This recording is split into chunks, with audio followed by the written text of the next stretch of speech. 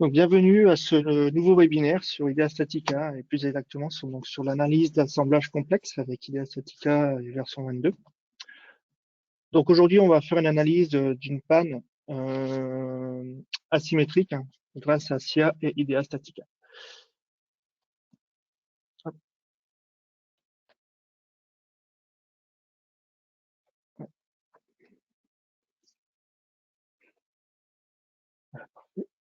Donc avant de commencer, quelques petites précisions techniques. Donc les micros des participants est désactivés. Vous pouvez poser des questions à tout moment dans l'onglet prévu à cet effet. Et enfin, tous les webinaires, donc tous les webinaires, ainsi celui-ci, sera enregistré et vous pourrez le retrouver directement sur notre chaîne YouTube sur Internet.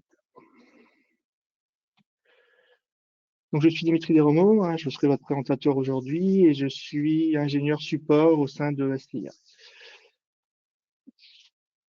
Donc, qu'est-ce qu'on va faire aujourd'hui et de quel sujet on va traiter? Donc, le déroulé de la présentation de ce webinaire sera dans un premier temps, donc on va parler du lien BIM, donc l'import depuis SIA Ingénieur vers IDEA Statica.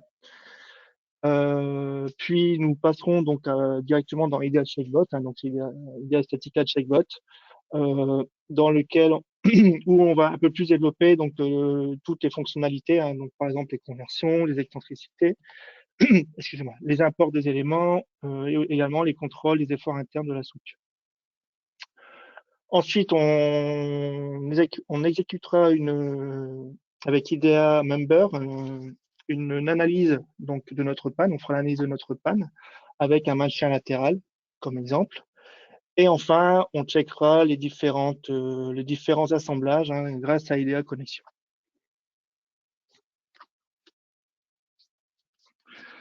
Donc là, j'ai repris dans le diapo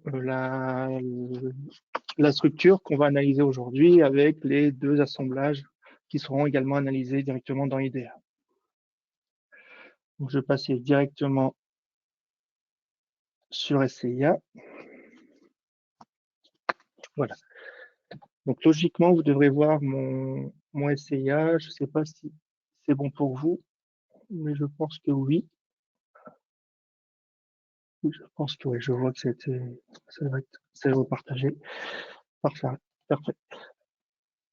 Donc, dans un premier temps, donc j'ai repris une structure, donc je vais vous montrer assez facilement, enfin assez rapidement, donc le type de structure. Donc, c'est des portiques avec des poteaux et des arbalétriers sur lequel nous avons donc mis des pannes avec une certaine excentricité. Donc, nous avons rentré directement via une excentricité Z. Et enfin, on a également modélisé des stabilisations, donc des contreventements et des stabilisations pour la toiture. Si on jette un coup d'œil sur les charges, sur les différents plutôt cas de charges, afin de gagner un peu de temps sur le type d'analyse, nous avons pris uniquement dans ce cas-ci, dans cette analyse, le poids propre forcément de la structure. On a rajouté un poids propre, donc une charge permanente, des charges, donc par exemple de bardage ou de bardage ou de couverture. Nous avons également rajouté des charges d'exploitation et des charges de neige. Juste un petit détail sur les charges d'exploitation. Je vais juste vous montrer les charges d'exploitation ici. Je vais mettre en évidence, voilà. Donc, nous avons rajouté ici une petite charge. J'ai rajouté une petite charge ici de 100 kg, qui est une charge d'exploitation, mais cas particulier, c'est que j'ai rajouté ici les charges de poussée un peu pour simuler une poussée et avoir des efforts un peu plus conséquents dans nos stabilisations. L'ordre de grandeur, j'ai pris 10% de la descente de charge d'exploitation. Voilà. Et enfin, un dernier petit détail, dans l'assemblage, enfin plutôt aux extrémités de nos pannes, qui sont ici représentées ici, j'ai appliqué, donc pour bien sûr les pannes donc d'extrémité, bon là j'ai mis une rotule étant donné que l'assemblage, on est plutôt sur un type rotulé, que pour la continuité ici entre les pannes, voilà, on aura plutôt un assemblage qui sera semi-rigide. Donc, dans un premier temps, je vais juste repasser sur la diapo suivante. Donc, j'ai fait une analyse de rigidité afin grâce à IDEA Statica, donc grâce à IDEA Connection, j'ai fait une analyse de rigidité afin d'avoir une valeur de rigidité à mettre dans STIA. Donc, la marche à suivre. Donc, dans un premier temps, en fait, j'ai fait un premier calcul d'ANSIA avec une rigidité initiale de 1 méganewton par mètre, 1 méga, oui, 1 méganewton par mètre par radian. Donc, si je vais un peu plus en détail ici, hop, voilà. Donc ici, j'ai mis une rigidité donc flexible. Ici, j'ai mis 1 méganewton par mètre par radian. J'ai lancé un premier calcul et j'obtenais ici un MED, hein, donc le MED maximum dans les extrémités des pannes qui était de 3,51. J'applique, donc quand maintenant, là j'ouvre un peu, j'ai ouvert ici l'analyse de rigidité de mon assemblage. J'applique ici un effort, donc je me suis bien mis en analyse de rigidité. Et là, je mets ici l'effort MED qui est aux extrémités de mes pannes. Donc, on va ici procéder par itération. Bon, je ne vais pas faire je vais pas faire toutes les itérations ici en direct, hein, je l'ai fait en amont. Donc, j'avais 3,51, j'applique 3,51 dans IDEA, ça me ressort une rigidité de 0,3 méganewton par mètre par radian, méganewton mètre par radian, oui. Je rapplique cette rigidité directement dans SIA, j'obtiens un nouveau MED qui va, avec ce nouveau MED que je réintègre dans IDEA, j'obtiens une nouvelle rigidité et ainsi de suite. Donc là, j'ai fait avec 4 itérations et j'obtiens une rigidité finale de 0,4. Vous allez me dire comment trouver la bonne rigidité à appliquer dans le modèle SCIA. En gros, en fait, pour résumer, il faut que la différence, en fait, vous allez voir ici, bon là, on voit pas très bien parce que c'est des petites valeurs, hein, mais si on fait sur quelque chose sur un assemblage qui est beaucoup plus rigide, c'est quand vous allez avoir une rigidité qui va commencer à converger. Donc ça reste quand même une méthode qui est quand même assez longue. Donc la deuxième méthode, bah, c'est de faire plutôt 2 itérations et de faire une moyenne. Donc là, j'ai pris la première itération qui était le 3,51. De 3,51 plus la deuxième itération qui était de 1,63 et j'ai fait la moyenne, donc divisé par 2 et j'obtiens ici donc un MED moyen à mettre donc dans mon analyse de rigidité de 2,57. Vous voyez que là, voilà, quand j'étais à la quatrième itération, j'étais à 2,56. Donc ça reste quand même une méthode qui est quand même approximative, mais qui est quand même assez précise.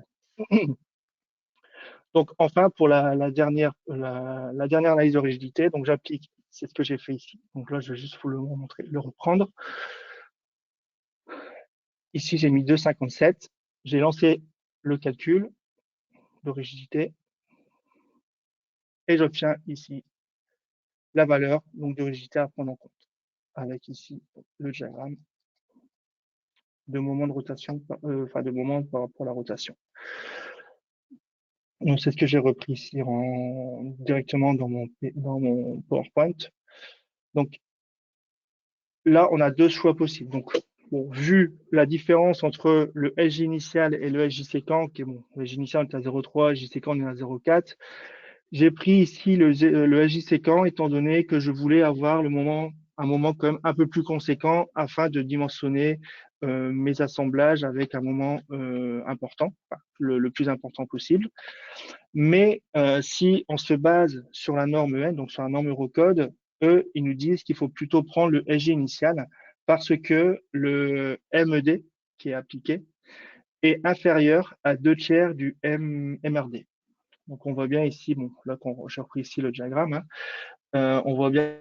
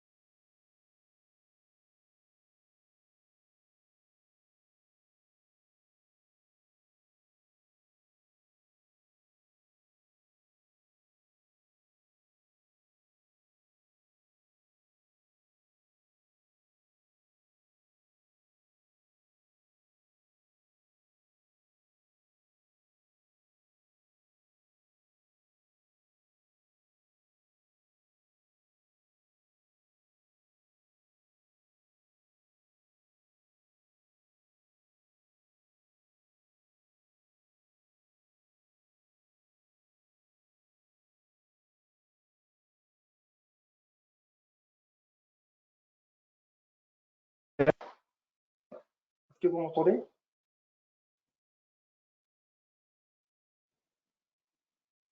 Ah, ok. Alors attendez, j'ai juste un petit problème avec mon casque.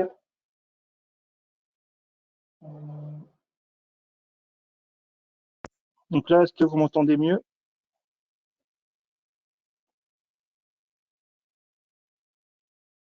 Ok, parfait. Excusez-moi, j'ai vraiment eu un sur déconnect. Là, vous m'entendez toujours? Ok, parfait. Ok, parfait. Alors, excusez-moi, j'ai eu un problème. Alors, je sais pas, attendez. Ok, bon, je reprends juste cette diapo. Alors, ouais, je disais ici que j'ai fait donc, une analyse de rigidité donc, par itération. Euh, donc voilà, à chaque fois, j'appliquais donc mon MED que j'avais dans SIA, je le réappliquais dans IDEA Statica, je trouvais une nouvelle rigidité et je faisais un nombre d'itérations jusqu'à avoir une convergence de ma rigidité. Ah, attendez, je vais juste regarder si je... Là... Ok, parfait. Ouais, c'est bon. Et la deuxième méthode, hein, qui est une méthode beaucoup plus rapide, donc c'est de faire en fait, c'est de prendre les deux premières valeurs de MED et de faire une moyenne. J'obtiens 2,57. Si on compare avec la quatrième itération, on est quand même assez proche. Et à partir donc de cette valeur, de 57, je l'applique directement dans mon analyse de rigidité de IDEA afin de trouver le bon SJ initial ou SJ séquent à appliquer dans SCIA. Et enfin, donc là, j'ai pris 0,4. Donc, juste pour vous expliquer pourquoi j'ai pris 0,4, c'est afin d'avoir la meilleure, enfin, le moment le plus important pour bien dimensionner mes assemblages par la suite dans IDEA. Donc, j'ai pris 0,4 que j'ai appliqué directement dans SCIA, qu'on retrouve ici. Mais si on se base un peu, si on se fie plutôt sur l'analyse, enfin, sur la norme Eurocode, eux préconisent de prendre le edge initial, bon, qui est de 0,3, on n'aura pas une grosse différence, hein, ici dans notre cas, parce que le MED est inférieur à 2 tiers, pardon, le MED est inférieur à 2 tiers du MRD. Donc, le MJRD, là, on est à 2,9, hein, donc 2 tiers de MJRD, c'est 2,9, et on est à 2,6, donc on est bien inférieur. Donc, je continue. Ça sera pour après.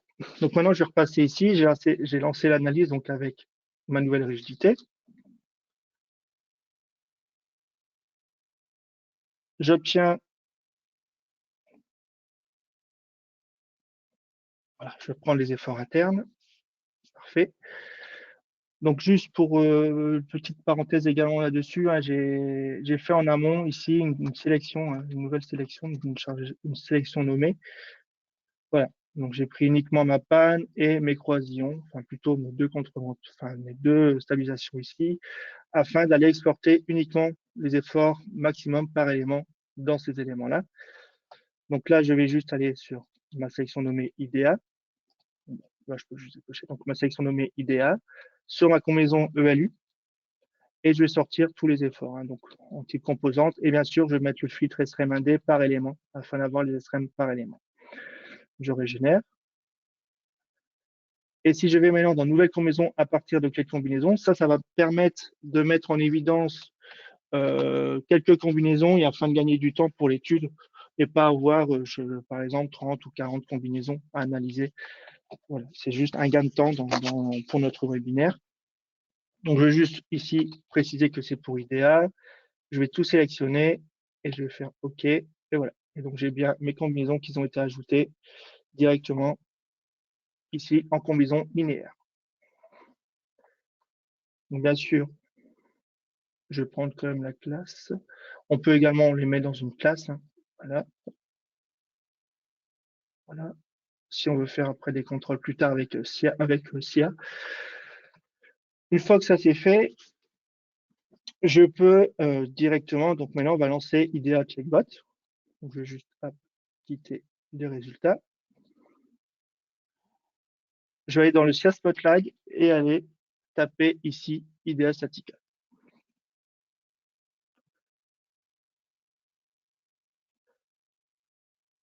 Donc j'ai IDEA Statica Checkbot qui va s'ouvrir. Va s'ouvrir.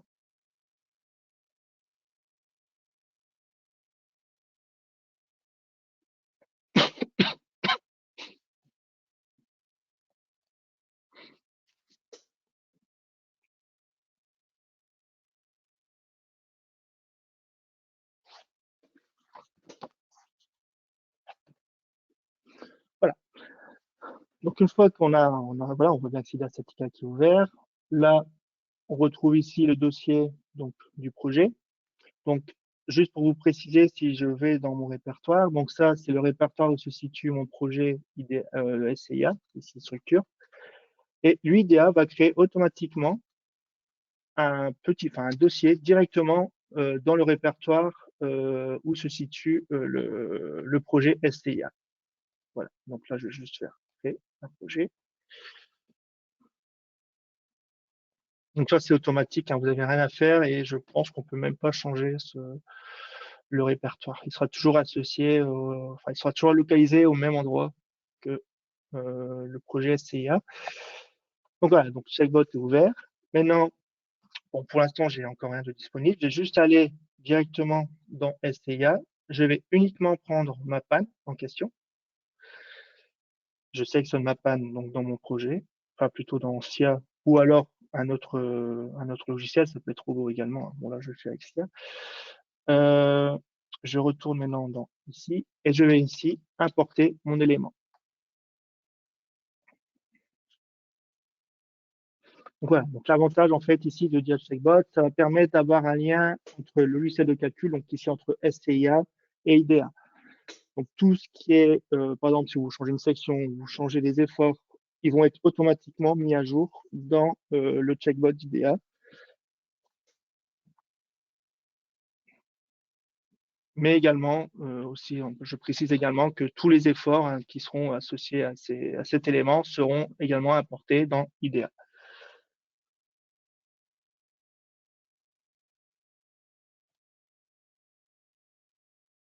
Voilà. Donc je retrouve ici mon élément importé, le B140, mais également les différents éléments associés. Hein. Donc nous avons bien l'arc balétrier, donc à droite et à gauche de l'élément. Donc bon, bien sûr pour le début et la fin de la panne, mais également les contreventements qui sont associés à la panne parce qu'ils sont connectés au même nœud. Également, on retrouve ici la panne qui est en continu avec la première panne qu'on a sélectionnée et l'arc balétrier ici. Je vais ici fusionner mes arcs balétriers afin d'avoir un seul élément. Donc là, je vais aller ici prendre mon B146, je vais faire fusionner et je vais aller cocher ici fusionner. OK. De même pour le deuxième arc balétrier. Et voilà. Ouais. Une fois que ça c'est fait, c'est bon, OK. Vous voyez qu'ici dans IDEA, on peut également, donc on a également l'excentricité qui a été importée, hein, donc avec la bonne excentricité. Si je me mets en vue de côté, on voit bien que l'excentricité elle est correcte, mais on peut toujours la, excusez-moi, on peut toujours la changer directement ici, hein, dans chaque élément. Et enfin, on peut aussi dessiner les différents efforts. Donc je vais me mettre en filaire hein, pour mieux voir.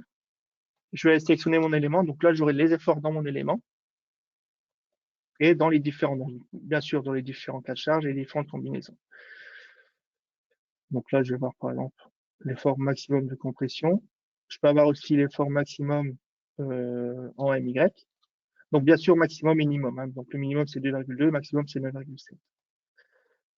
On peut aussi l'avoir par donc attache. Donc quand on dit par attache, en fait, c'est par nœud. Donc on va également avoir ici les efforts donc des éléments qui sont associés à la panne. Si je vais jeter un œil dans les charges, on va agrandir juste ici les charges.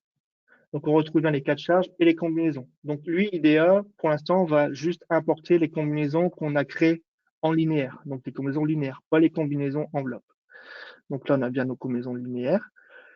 Je peux sans problème le renommer en tant que check.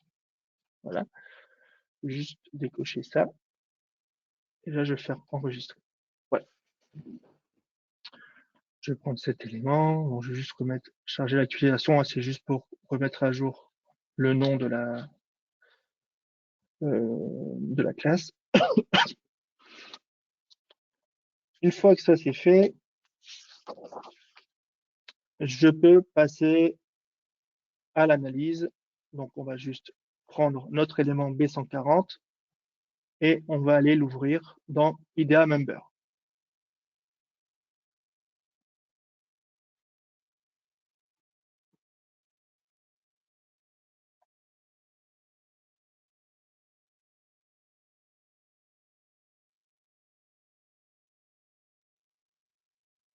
C'est en train de s'ouvrir.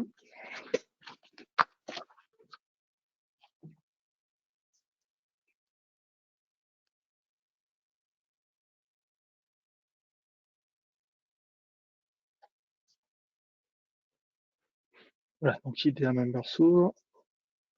Donc dans IDEA Member, on retrouve bien nos éléments dans notre panel plus les éléments associés.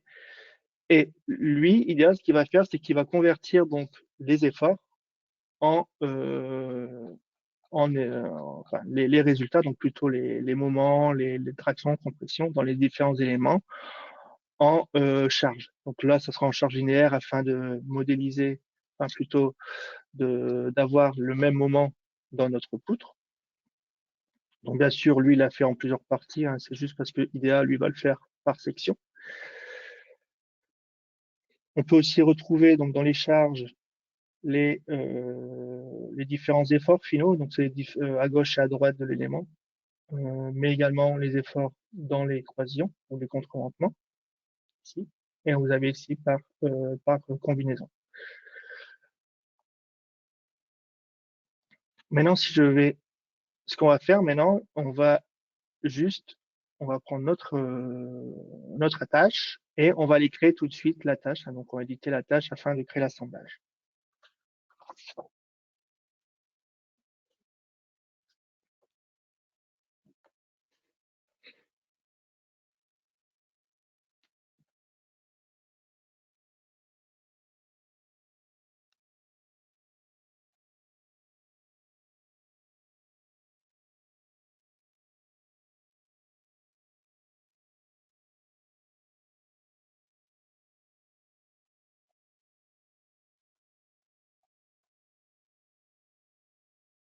Voilà. Donc, je vais vous mettre ici à disposition. Voilà, notre tâche. Donc, on retrouve bien nos éléments. Donc, la première chose qu'on va faire, c'est d'associer, enfin, c'est plutôt de connecter nos deux pannes ensemble. Donc, on va aller dans les opérations et on va faire un assemblage du type platine à platine, hein, donc platine à bout. Voilà. Je vais juste sélectionner donc le type de boulon que je veux associer, que je veux appliquer sur ce type d'assemblage. Je prends du M12, voilà. Je vais mettre en vue de côté, transparent, afin de voir. Donc, on va associer l'élément B140 avec le B119, hein, c'est bien les deux pattes, parfait. Position 0, hein, c'est juste que voilà, c'est associé au centre. Le matériau, on va laisser en 235. Et là, on va juste changer, on va mettre du 6 mm d'épaisseur. On va faire une petite attache boulonnée, symétrique. Et par contre, ici, on va mettre 0, 0. On va faire vraiment une platine qui est la même dimension que nos U, enfin plutôt nos C.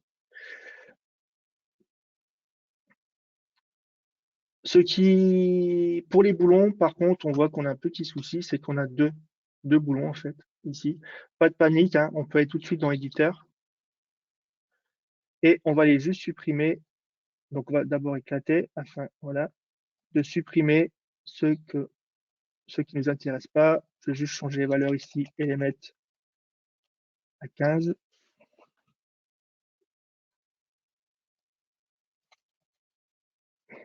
Ici à 15, et là, je vais mettre 50. Et là, moins 50. Moins 50. Voilà. Je peux faire appliquer. Alors, si vous êtes en double écran, vous pouvez voir que, par exemple, ici, en faisant appliquer, vous n'êtes pas obligé de fermer pour l'instant, enfin, dans un premier temps, pour voir que ça a bien été modifié ici dans notre assemblage. Ça permet également, donc, c'est une petite astuce, ça permet de voir quelle est la position réelle dans l'assemblage. Voilà. Donc là, nous, c'est bien placé, appliquer OK. On va avoir quelque chose quand même de cohérent. Parfait. Ensuite, on va plutôt s'atteler à faire l'assemblage, à modéliser l'assemblage pour nos stabilisations. Donc, dans ce cas-là, on va plutôt utiliser de type platine de raccordement. Et ici, on va sélectionner l'élément en question. Donc, c'est bien, OK, B177. Et par contre, oui, bien sûr, il s'est connecté, voilà, comme ça. Donc, je vais mettre une vue de dessus pour vous montrer. Voilà, parfait. Donc, maintenant, je vais juste modifier donc tout ce qui est, donc je vais plutôt paramétrer pour la platine, hein, donc ça sera une nouvelle platine. L'épaisseur, on va partir sur du 6 mm. La largeur, je pense que c'est 400. Voilà, on va mettre 400, 200, 0.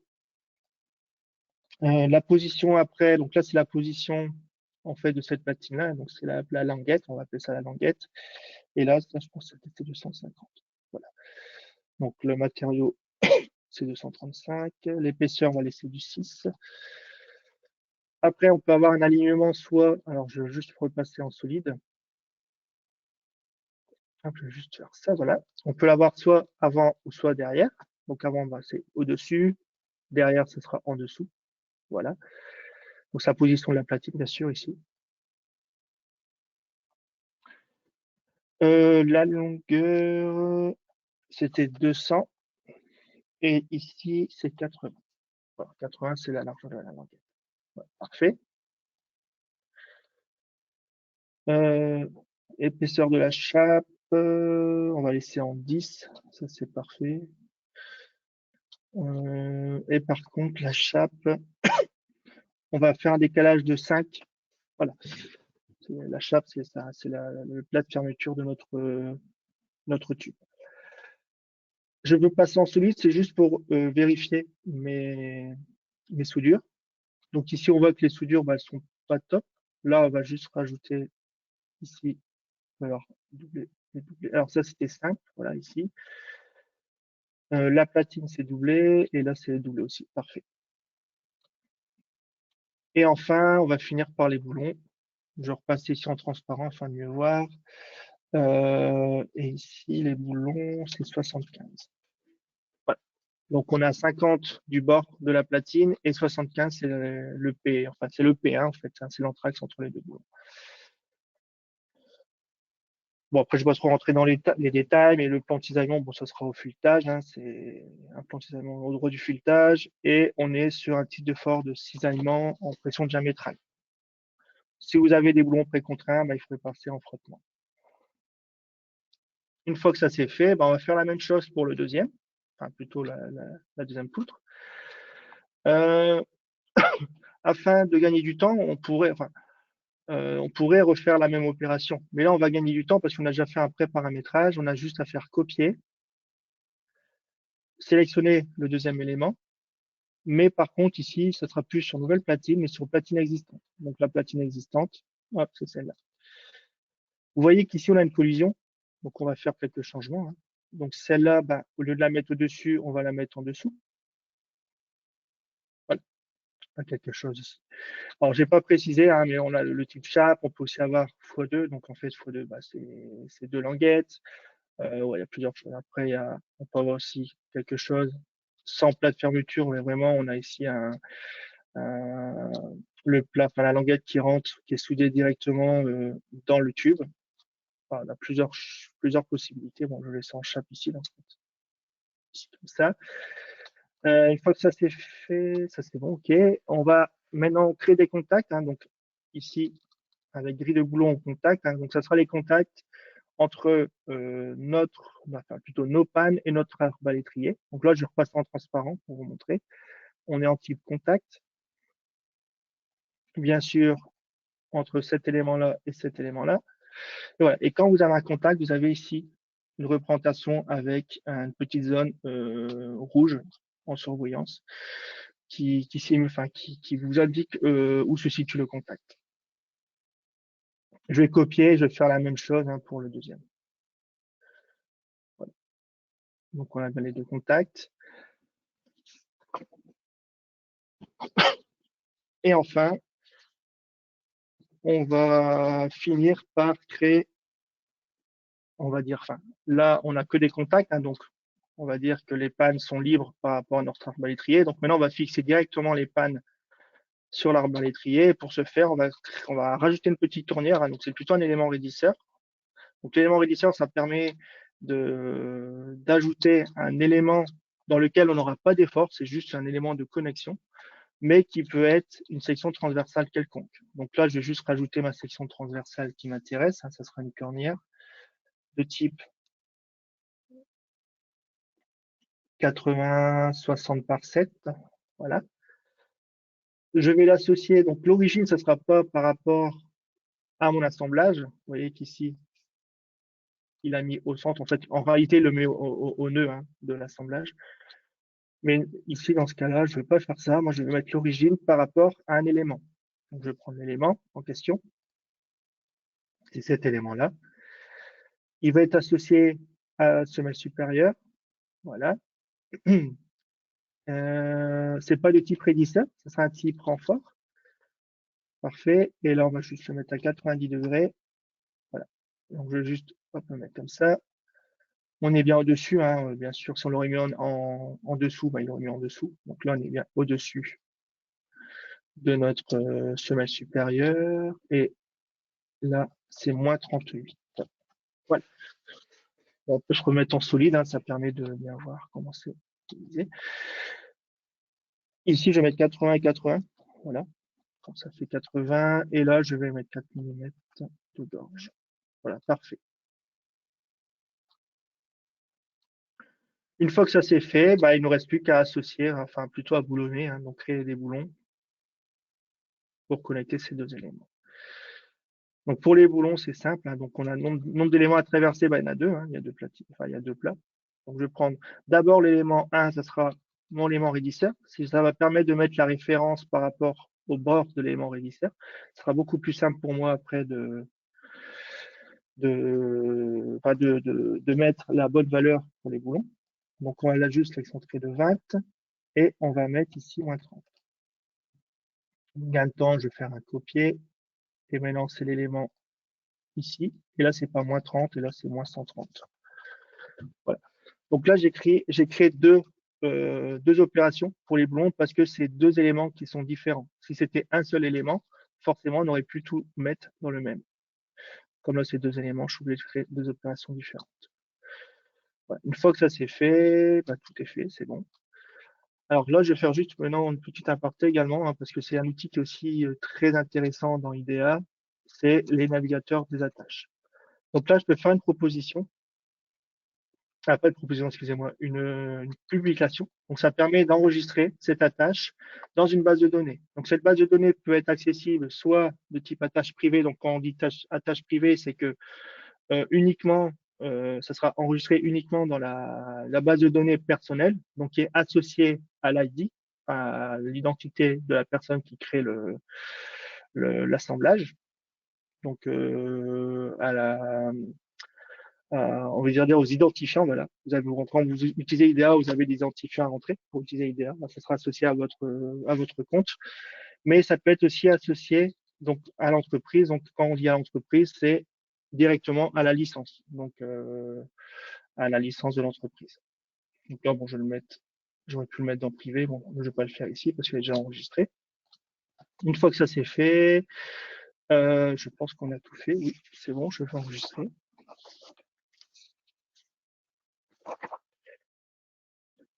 Vous voyez ici maintenant, hop, on a bien la tâche qui a été modélisée. Donc ça, par contre, la modélisation de l'assemblage peut être vue uniquement quand vous êtes dans IDEA Member.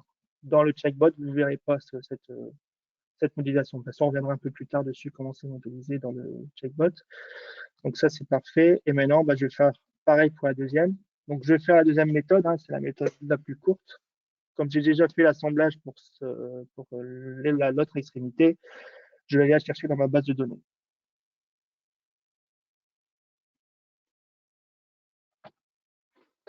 Voilà, donc c'est en train de s'ouvrir.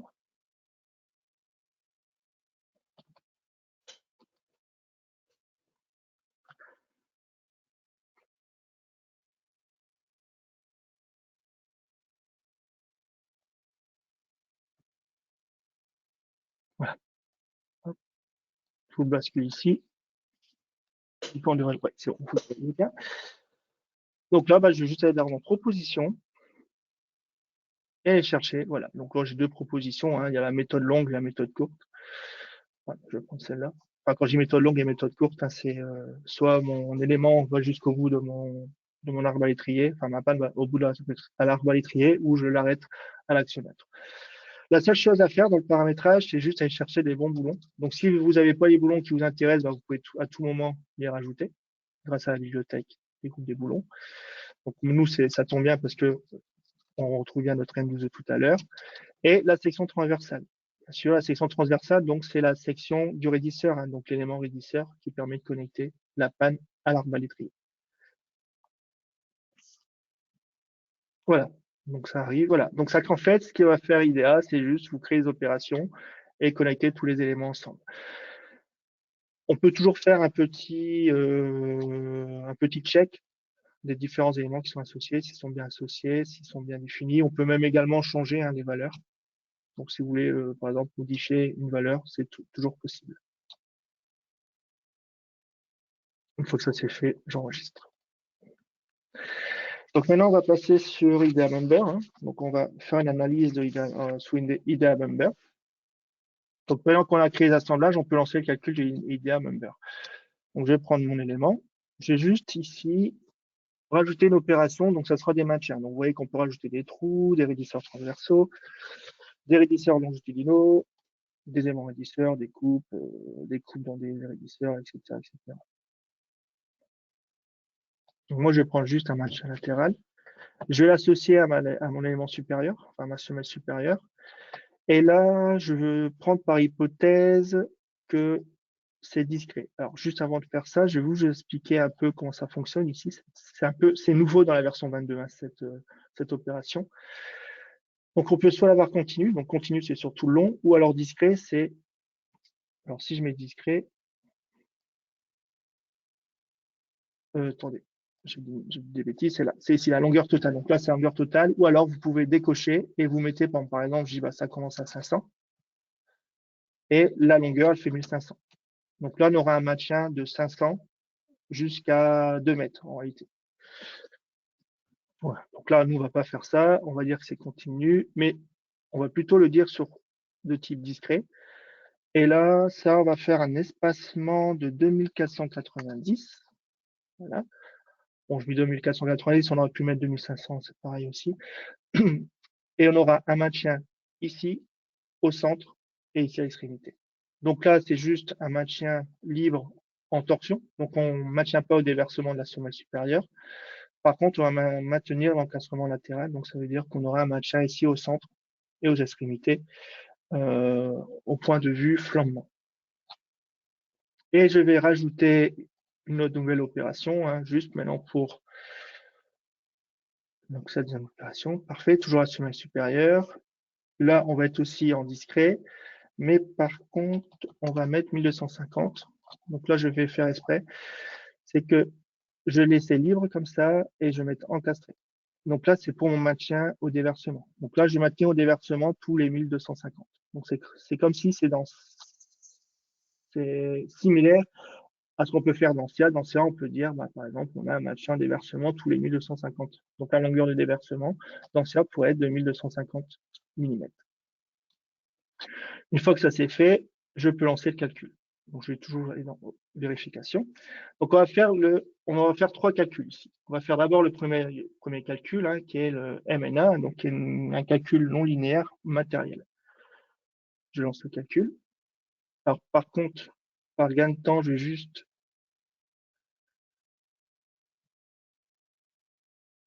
rechecker ça, mais je pense que ça je peux fermer. Je vais plus dans mon checkbot et je vais juste regarder quel est l'effort qui nous intéresse le plus. Il y a celui-là et celui-là. Le 2, ça nous intéresse pas. Le 1, ok, moi je vais prendre les 3. Okay. Ouais. Donc je vais prendre IDEA 1, le 3 et le 4. Voilà, comme ça je vais gagner deux combinaisons à pas calculer. Et je lance le calcul.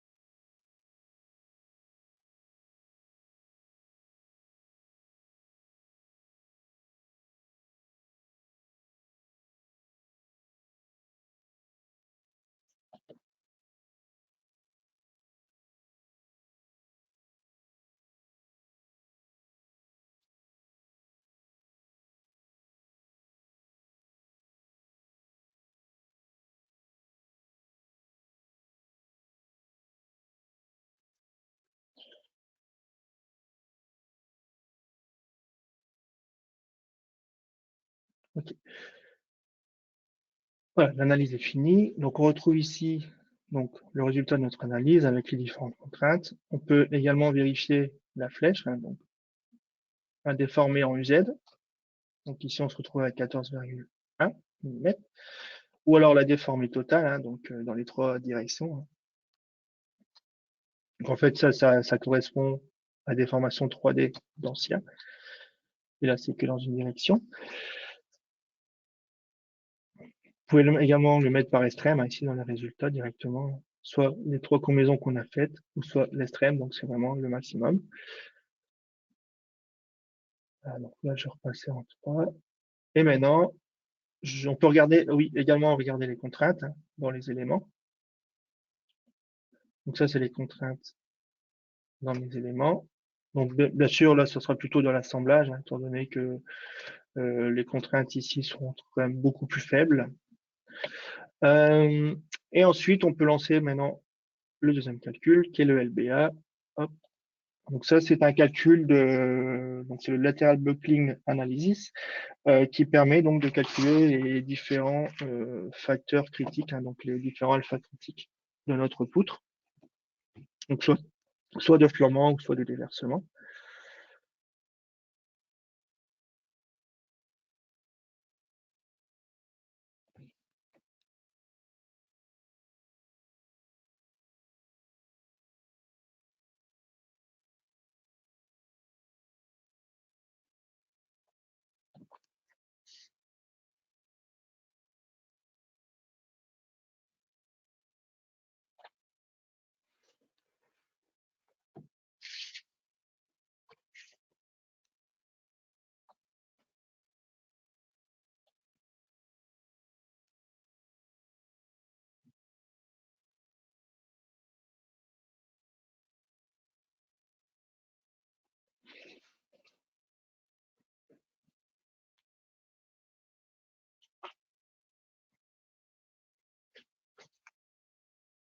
Voilà. Voilà. Donc là, on a nos formes de, enfin, nos formes d'instabilité. Donc on a ici les coefficients et bon pour les trois combinaisons qu'on a calculées. Donc bon, la première forme pour la première combinaison elle est à 10,68. Donc c'est cette forme-là, ce qui est logique, hein. Donc on est bien maintenu au milieu et après, vous voyez ici qu'on est maintenu au déversement. Ici, on voit très bien, hein, quand vous avez ici la semelle qui ne déverse pas.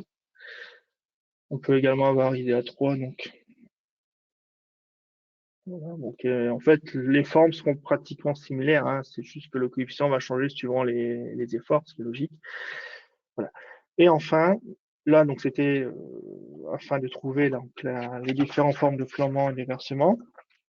Et on va finir par l'analyse GMNIA, donc qui est une analyse non linéaire matérielle en prenant en compte les imperfections locales. Donc pour ce faire ici, vous voyez qu'on peut mettre l'imperfection, donc l'amplitude de l'imperfection. Je vais juste repasser ici. Ah, parfait, vous voyez le tableau. Donc nous, on est sur, donc ça c'est un tableau qui est tiré de l'Eurocode, hein, la partie 3, partie Eurocode 3, partie 1.1. Donc notre C, c'est une courbe, donc la courbe de flambant c'est C, et on est en analyse plastique, on est à L sur 150. Donc on est à 5 mètres divisé par 150 et on va être à 33,3. Donc c'est la valeur, en fait, l'amplitude de notre imperfection. Donc là, je vais mettre 33 et je vais le faire uniquement pour la première forme, hein, je ne vais pas faire pour les autres formes. Voilà, c'est 33 ici. Voilà, je vais ici et je lance le calcul.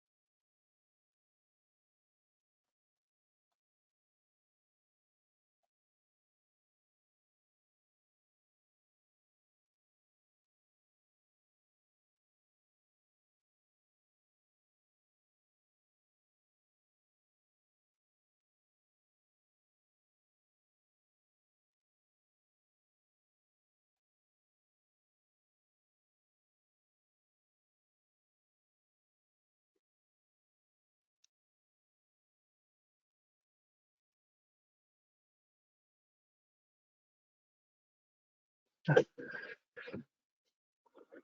Donc, je vais repasser maintenant sur une déformation ici. Voilà.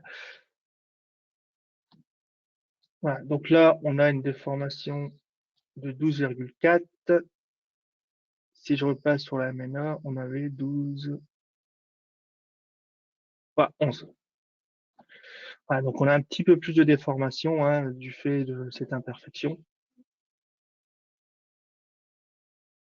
Voilà.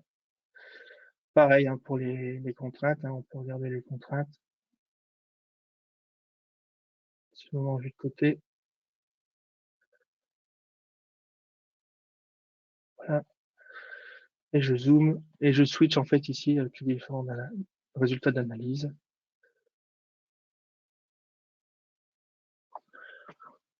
Voilà, je pense qu'on ne verra pas trop la différence parce qu'il faudrait mettre côte à côte.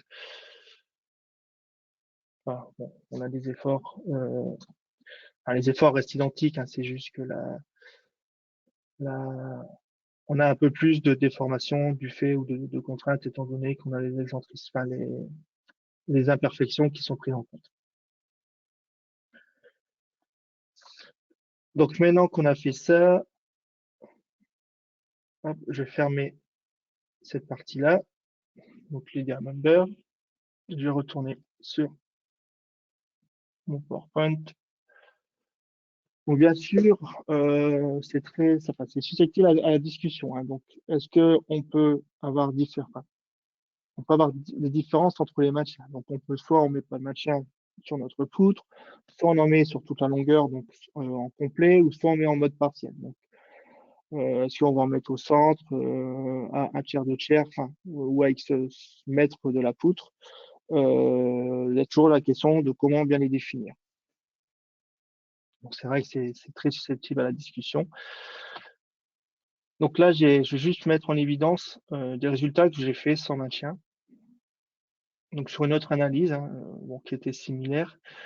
Donc ici, j'avais donc sans maintien, on passe quand même déjà, on était entre 14 et 15 avec un maintien. Donc plutôt avec un maintien au centre et des versements un tiers, deux tiers et au milieu. Là, sans maintien, on passe quand même déjà à 23,8. Donc on a quand même beaucoup plus de déformation. On a aussi un peu plus de contraintes. Donc ici, c'est sur. Donc là, c'est vraiment UZ et là, c'est la déformation totale. Donc LBA, ouais, vous voyez, quand on passe, on était à pratiquement entre 10 et 12 hein, avec maintien et sans maintien, ouais, on est à 2,73. Donc vraiment, on a un alpha CR quand même qui est très, très bas. Et enfin, avec l'analyse, donc avec les imperfections, à toujours de 33 mm, voilà, on se retrouve quand même déjà avec des déformations ici de 36,4. Oui, c'est ça, 36,4 et voire 45,2. Donc ça, c'est sans, là, donc là, c'est sans, enfin, toujours sans maintien, mais ici, là, c'est l'analyse MNA, hein, donc sans imperfection et avec imperfection, vous voyez qu'on a quand même une grosse différence. Sans maintien, on voit, on passe quand même de 24 à 45, alors qu'avec maintien, l'imperfection n'a pas trop d'influence sur la déformation et sur les contraintes. Et là, pareil, hein, sur les contraintes. Vous voyez ici qu'on a un peu plus de déformation, donc ça, c'est la déformation plastique. Et on a un petit peu plus de contraintes entre une analyse sans imperfection et une analyse avec imperfection. Hop, je repasse ici. Donc, je reprends mon checkbot. Et enfin, on peut finir maintenant sur l'analyse des différents. Donc, je vais faire plutôt une analyse ici d'un seul assemblage. Hein. De toute façon, le deuxième assemblage, ça serait similaire. Là, donc, je change l'actualisation. Donc là, je vais ouvrir donc, mon assemblage, donc directement avec IDEA Connection. Donc les efforts, ici, on va retrouver tous les efforts qui ont été importés de SCIA.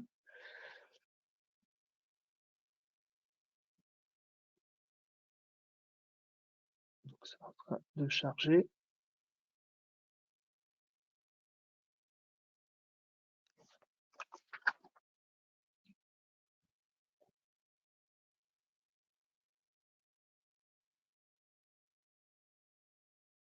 Voilà, hop, je le ramène ici.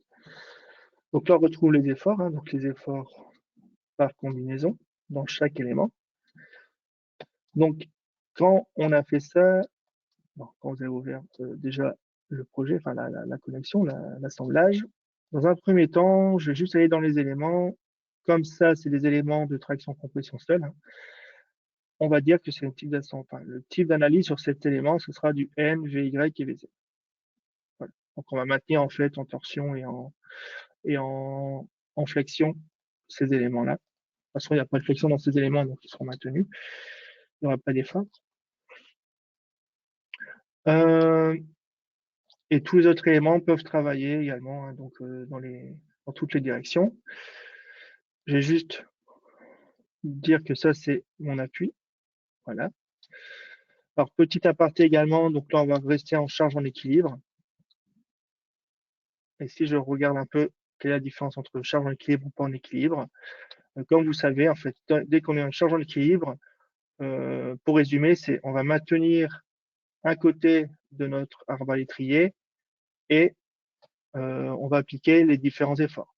Donc, on voit qu'on a des efforts donc, dans nos pannes, des efforts dans nos croisillons, enfin, nos contreventements et nos stabilisations, et des efforts à l'extrémité, enfin, à l'autre côté de notre arbalétrier. Et donc, ces efforts vont donner ici un équilibre. Vous voyez, ici, on a quand même un équilibre qui est quand même assez cohérent, hein. Donc, on a juste ici un tout petit Z, enfin, une réaction en Z qui n'est pas égale à 0, mais bon, ça reste assez léger. Si je passe pas en équilibre, voilà, vous allez en fait, ça veut dire que la poutre ici, elle sera maintenue des deux côtés. Voilà. Bon, c'est la seule différence qu'on aura. Donc moi, je vous conseille, c'est toujours de les mettre en équilibre et par défaut, c'est toujours charge en équilibre pour nous. Enfin, on peut regarder également dans le filaire, hein. Vous voyez ici qu'on retrouve le gros nœud, ici en noir, c'est le nœud de notre assemblage. Et donc ici, quand vous allez avoir des efforts de traction-compression dans les pannes, ça va rajouter ici des efforts de torsion, forcément, dans notre arbalétrier, du fait qu'on est excentré par rapport au nœud. Vous voyez ici. Donc voilà, l'importance de mettre charge en équilibre, c'est voilà, si vous avez par exemple 1 kN ici et que vous êtes excentré de 100 mm, bah, vous faites 1 kg fois les 100 mm, bah, vous allez avoir ici une réaction dans notre arbalétrier de 100 kN mm. Donc je repasse en transparent, je vais dans vérification. Donc là, on a bien les différents efforts. Et je vais dans vérification, pourquoi? Parce que je vais faire tout de suite analyse des formations, mais également le voilement. Donc je lance le. Non, je vais juste par contre pour gagner du temps. Je vais décocher, je vais en faire que 3. Je vais dans vérification. Et par contre, oui, autre chose aussi, enfin gagner du temps, je vais aller tout de suite dans paramètres de la norme et je vais juste dire que pour mon voilement, je vais prendre que les deux premières.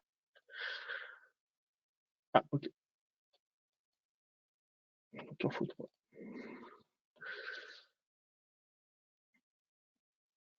Voilà, donc je lance le calcul.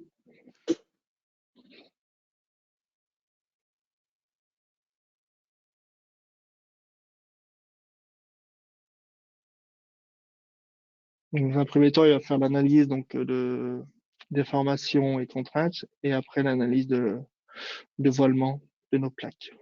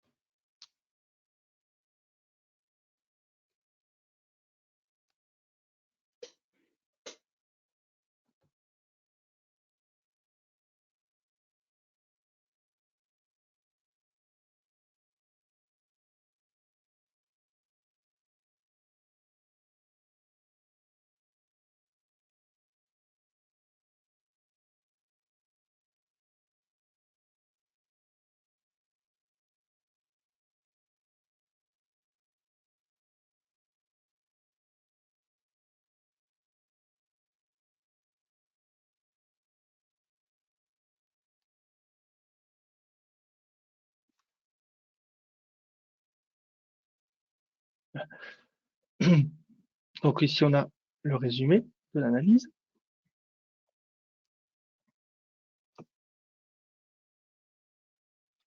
Oui. Par contre, ouais. Donc ici, je vais reprendre plutôt les platines. Donc on a ici les différentes contraintes dans les différentes platines. Hein. Donc je vais juste. Oh, pourquoi je peux pas avoir les informations?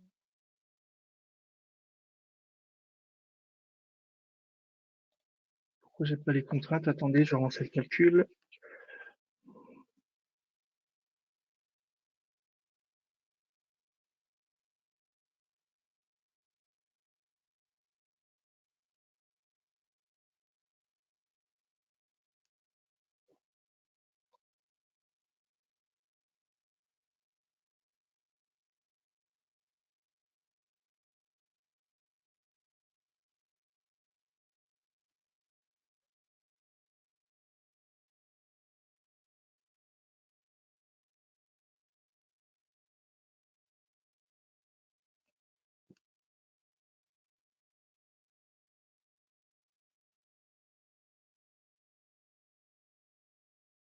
Voilà.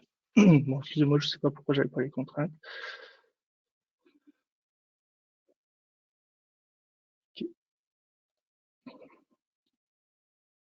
Voilà, donc là, je retrouve les différentes contraintes. Donc, je vais juste mettre les déformés, le maillage. Donc, là, on a donc, les différentes contraintes. On peut avoir donc dans les platines, pour chaque contrainte, dans les platines. Donc, vous savez que IDEA, lui, en fait, il va diviser vos éléments par platine, en platine. Donc, par exemple, le I ici sera divisé en 3 platines, et ainsi de suite, pour chaque élément. On peut également aller vérifier les boulons. Donc, on peut regarder le boulon le plus sollicité, c'est le 62,8, et c'est le premier. On retrouve ici le contrôle, hein, donc avec le détail, afin de contrôler que tout soit correct, et de contrôler bien sûr avec ce que dit la norme, hein, donc la norme Eurocode. Et enfin, on peut vérifier également les soudures, hein, même principe avec les différents chapitres de la norme qui contrôlent. Alors, je vais juste par contre finir par l'analyse de Wallman. Hein. Je vais juste aller chercher les efforts dans mes éléments où j'ai le maximum. Donc voilà, c'est celle-là.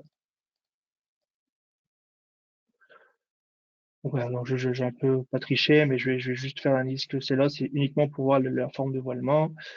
Et je relance le calcul. Donc de devant, on était aux alentours entre 10 et 11.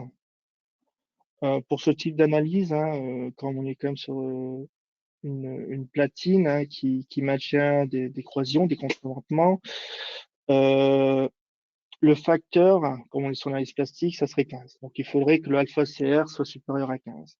Donc ici, je pense qu'on n'est pas valable. Donc il faudra, à mon avis, changer, donc agrandir l'épaisseur, enfin plutôt avoir une épaisseur plus importante sur la platine d'attache. Voilà, donc si je regarde un peu le voilement, hein, les formes de voilement, donc je vais ici, forme de voilement, voilà, vous voyez que c'est un voilement quand même directement de notre plaque d'attache. Le deuxième, voilà, c'est un voilement, mais qui est extérieur, on va dire, à notre assemblage, hein, qui est lié directement en fait aux efforts donc de compression dû à un moment, à mon avis, dans notre semelle supérieure. Donc ça, il n'y a pas besoin trop de le checker avec IDEA, hein, c'est déjà fait dans SIA, quand vous allez faire les contrôles acier dans SIA. Et la troisième, bon, c'est pareil, c'est la même conclusion. Donc c'est la première. Donc on est à 10,72. Donc là, on peut corriger ça juste en changeant ici l'épaisseur de notre platine. La platine qui se situe ici. Et là, je peux mettre du 10. Parfait.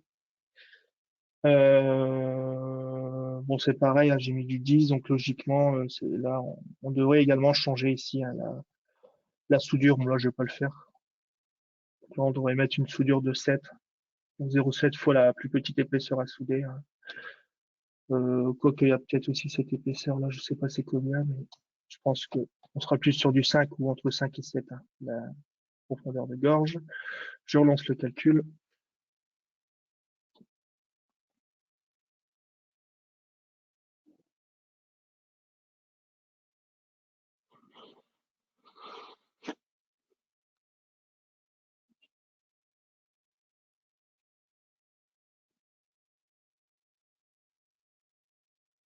Et donc là, logiquement, on va être supérieur à 15, sans surprise.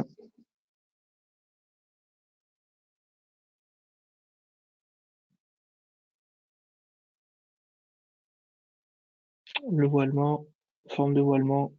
Voilà, on a 22,52. Voilà, c'est correct. Voilà, donc ça, je peux fermer, je peux enregistrer.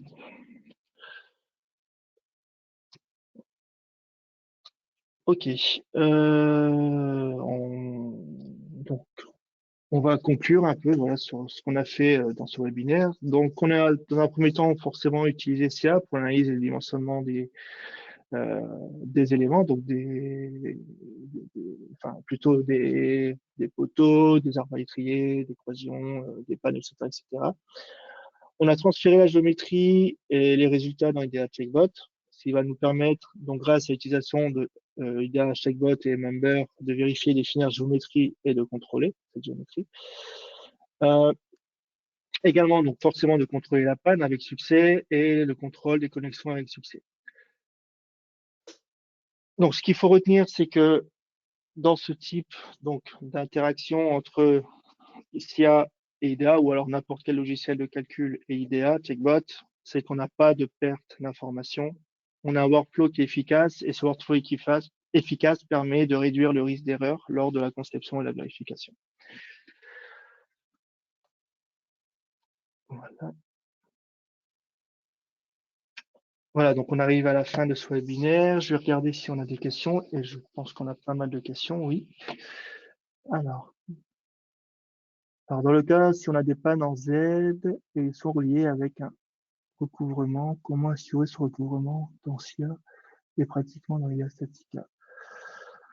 Alors, je pense qu'on peut pas simuler un recouvrement de panne en Z. Donc, ça veut dire que c'est un emboîtement de recouvrement, je suppose. Je pense que ça soit pas possible. Il faudrait que je me renseigne un peu plus là-dessus via IDEA. Dans SIA, je pense pas que ça soit possible. Dans IDEA, je pense que ça soit pas possible non plus.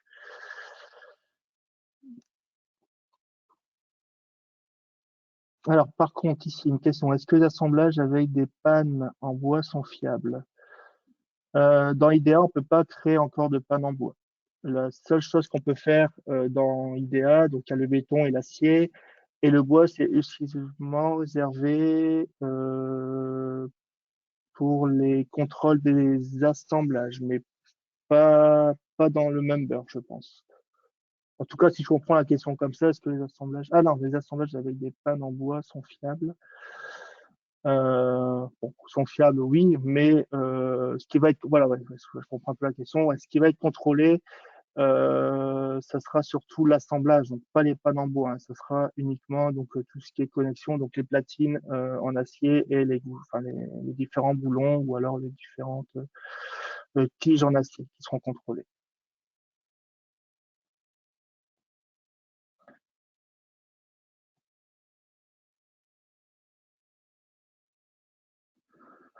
Euh,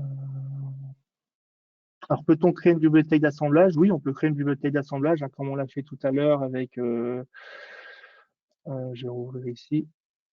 Hop, tant que ça charge, ouvrir. Donc grâce à notre bibliothèque hein, donc de propositions, je vais vous remontrer ici. Tant que ça s'ouvre, je réponds à une autre question. Alors, peut-on calculer les précellement? Donc, non, IDEA ne gère pas encore les précellement. Je sais que les précellement sont très demandés en France, mais elles ne sont pas encore implémentées dans IDEA. Je suis désolé.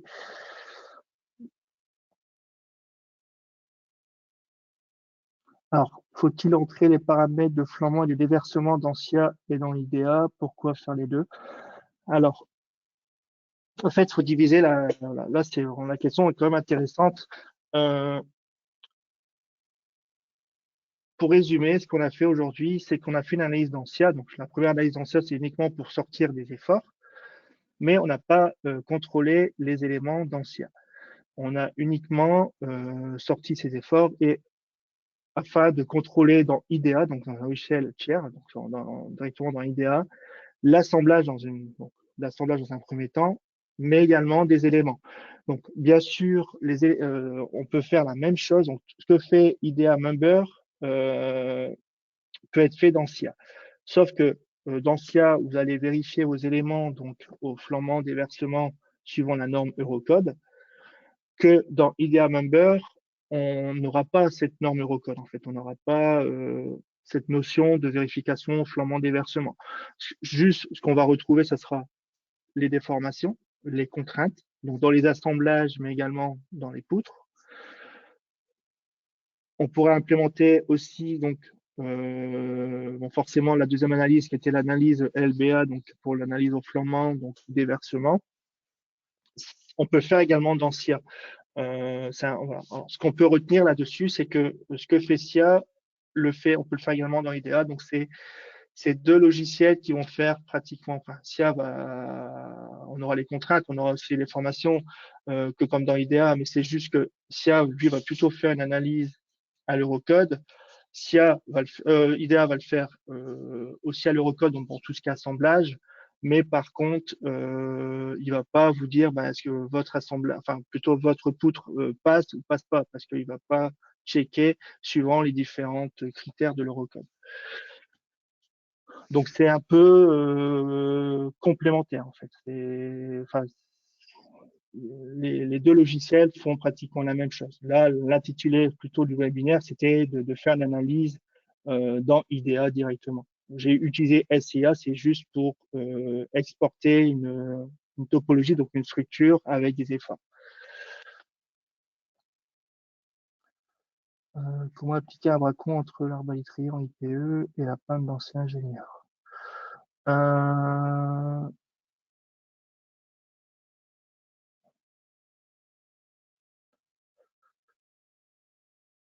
Alors, pour appliquer un bracon, ça, je pense que ça risque d'être compliqué d'ancien ingénieur parce qu'il y a une certaine excentricité. Ouais, je pense qu'on pourrait, il faut essayer, mais ça serait de créer automatiquement l'excentricité, en fait, au lieu de la mettre directement comme on l'a fait ici, dans notre analyse. Donc là, en fait, on est bien connecté au même nœud. Donc, ce qu'il faudrait faire, en fait, ça serait de prendre notre poutre, ici, notre panne, de la déplacer. Donc, je vais juste changer le plan. Je vais juste vous montrer. Donc, ici, un plan de travail en 3 points. Voilà, je vais juste prendre, je vais prendre cette panne-là, par exemple, et la déplacer.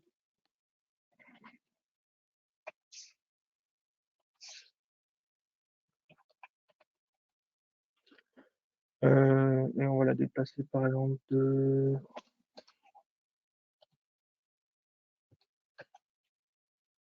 ouais, c'était moins 0,1, c'est pas très grave. Bon, je vais le refaire.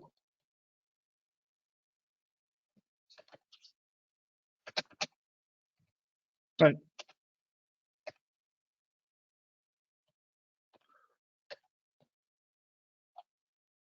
Ah, il a mis à l'envers, excusez-moi, je n'avais pas vu que c'était le Z. Voilà, hop, je vais le refaire, excusez-moi, hop, c'est moins 0,1. 0, 0, 0, moins 0,1. Voilà. Donc, ça serait de la déplacer, donc créer une excentricité, mais plutôt manuelle, de relier ça avec un bras rigide ou alors un élément rigide, hein, par exemple, je vais appeler ça un bras rigide maison, donc si vous rajoutez un élément 1D avec une rigidité infinie ou très très grande, un module de Young très grand.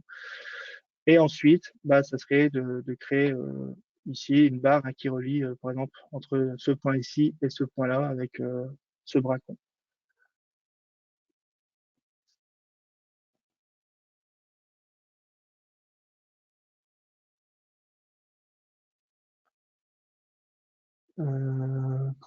Ouais, ça c'est bon. Quelle est la différence entre les contrôles selon la méthode présentée cet après-midi et la fonction contrôle de l'assemblage de la statique?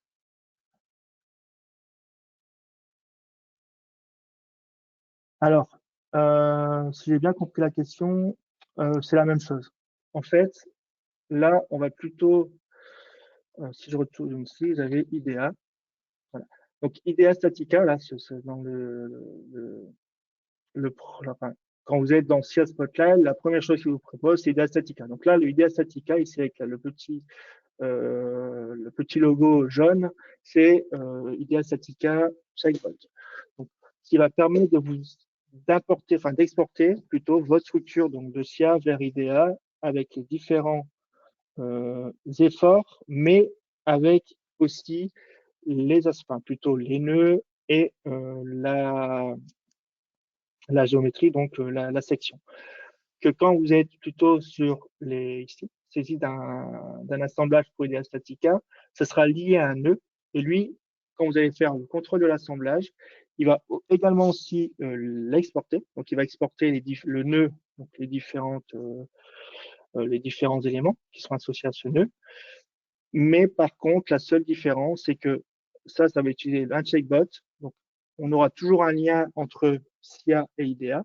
Donc, si vous faites une modification de charge dans SIA, bah, vous pouvez le mettre très facilement à jour dans IDEA Checkbot, que ici, avec les deux onglets, enfin, l'assemblage de IDEA Statica ici, on n'a pas vraiment de lien, en fait. Il va juste importer les efforts directement dans IDEA Connexion.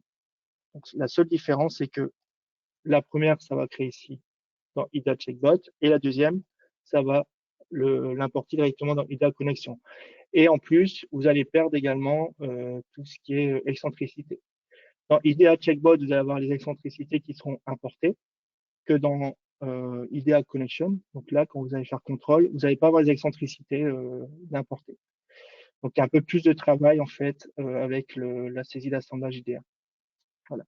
Donc c'est un outil un peu plus puissant, le nouveau IDEA Checkbot.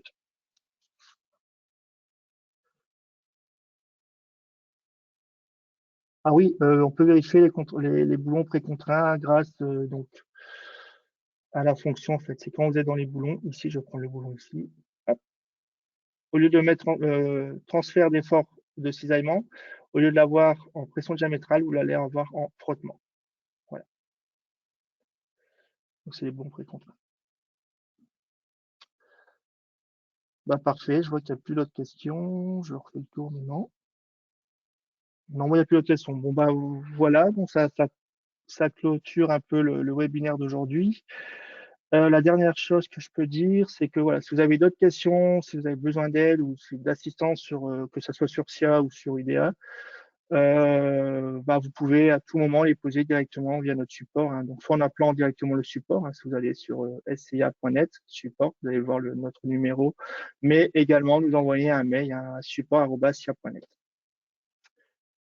Voilà, j'espère que cette forme, enfin plutôt ce webinaire a été enrichissant pour vous et je vous souhaite une bonne après-midi.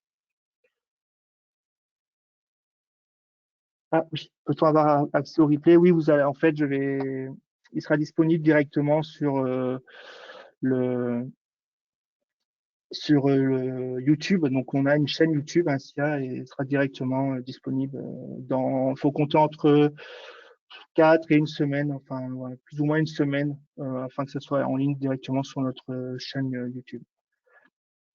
Voilà. Bah, je vous remercie de votre écoute. Bonne journée. Au revoir.